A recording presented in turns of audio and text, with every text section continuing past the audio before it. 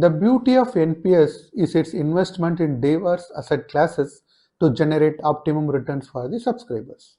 NPS is a government-sponsored pension scheme which has been a game changer for retirement planning since its inception in 2004. We will explore everything you need to know about NPS investments.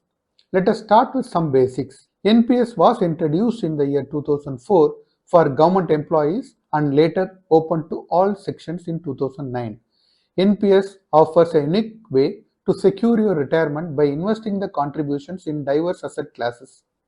Under NPS, the subscriber contributes regularly to a pension account during their working life, withdraw part of the corpus in lump sum, and use the remaining corpus to buy an annuity for a regular retirement income. NPS offers a flexible choice of investment across 5 asset classes. Let us discuss each one. It offers default choice for government sector subscribers, auto and active choices for all subscribers. Pension funds appointed under NPS invest in the following 5 asset classes. The first asset class is government securities. These are regulated, guaranteed by central or state governments. It also includes mutual funds dedicated to government securities. Debt instruments includes various options like corporate bonds, Basel III Tier 1 bonds, rupee bonds issued by international institutions.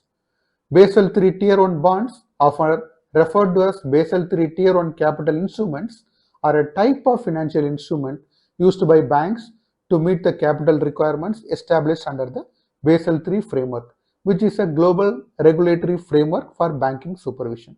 Short-term debt instruments include money market instruments, term deposit receipts, and short-term debt mutual funds. Equities as an asset class include stocks of top 200 listed companies, equity mutual funds, and ETFs.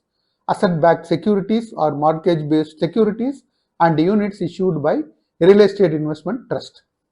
In default choice for government sector, 65% is invested in GSEC and up to 45% in debt securities and up to 15% in equity. Under active choice, one can actively allocate into various asset classes. Let us discuss about each of the 5 asset classes one by one.